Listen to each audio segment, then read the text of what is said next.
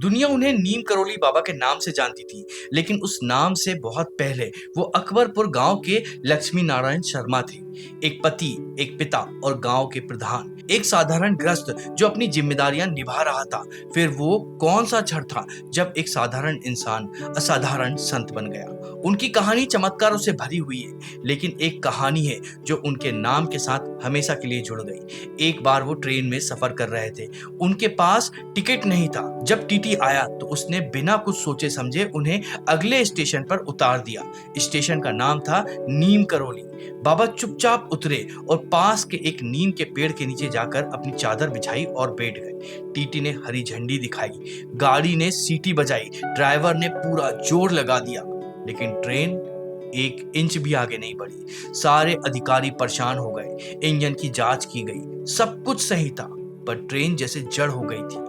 तभी भीड़ में से किसी ने कहा, शायद उस साधु को उतारने की वजह से ही ऐसा हुआ है। रेलवे के अधिकारी बाबा के पास गए, हाथ जोड़े, माफी मांगी और ट्रेन में वापस बैठने की विनती की। बाबा मुस्कुराए और ट्रेन में बैठ गए, और बैठते ही ट्रेन चल पड़ी। उस दिन से लक्ष्मी नारायण शर्मा दुनिया के लिए नीम करोली बाबा बन गए। लेकिन ये तो बस उनके सामर्थ्य की एक झलक थी। उनकी असली पहचान उनके प्रेम और करुणा में छिपी थी। ये बात है 1943 की। बाबा एक गांव में एक बेहद गरीब बूढ़े दंपत्ति के घर पहुंचे। उनकी झोपड़ी में आज जैसे भगवान स्वयं आए थे, पर उसके पास देने के लिए कुछ भी नहीं था, सिवाय एक टूटी चारपाई और एक पुराने फटे कंबल के।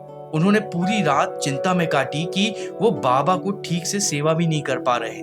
उस रात उस कंबल के भीतर से बाबा के कराहने की आवाजें आती रही। वो बेचैनी से करवटें बदलते रहे, जैसे कोई उन्हें बहुत गहरी चोट पहुंचा रहा हो।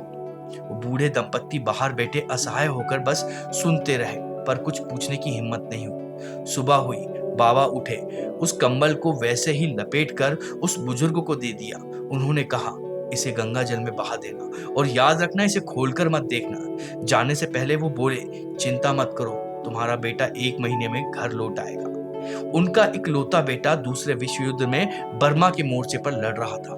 दंपत्ति कंबल लेकर गंगा जी की ओर चल पड़े। कंबल बहुत भारी लग रहा था, जैसे उसके अंदर लोहा भरा हो। उन्होंने खोलने की इच्छा तो हुई, पर बाबा का आदेश था कि खोलना नहीं है। उन्होंने बिना खोले कंबल को गंगा जी में बहा दिया। ठीक 1 महीना बीता और एक दिन दरवाजे पर उनका बेटा खड़ा था, वो भी जिंदा। उसने रोते हुए उस रात की कहानी सुनाई, जब उसकी पूरी टुकड़ी दुश्मन के हमले का शिकार हुई। उसने बताया, उस रात गोलियों की बारिश हो रही थी, मेरे साथी एक एक करके गिर रहे थे, गोलियां मेरे चारों तरफ से निकल रही थी, पर एक भी गोली मुझे छू नहीं सकी। मुझे नहीं पता ये कैसे हुआ, लेकिन मुझे कुछ भी नहीं हुआ और मैं बच गया। तब उन बूढ़े माँ बाप को समझ आया, उस रात उनकी झोपड़ी में, उस पुराने कंबल के भीतर बाबा के कराहने का राज क्या था।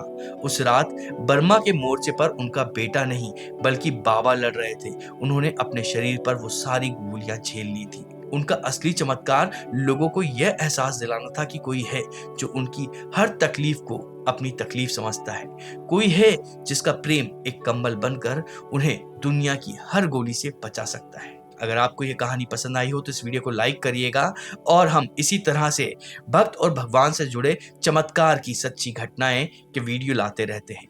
तो अगर आप सुनना चाहते हैं उनको भी, तो हमारे चैनल को सब्सक्राइब भी कर लीजिएगा, ताकि जब भी हम ऐसा वीडियो लेकर आए तो उसका नोटिफिकेशन आपको मिल जाए। तब तक के लिए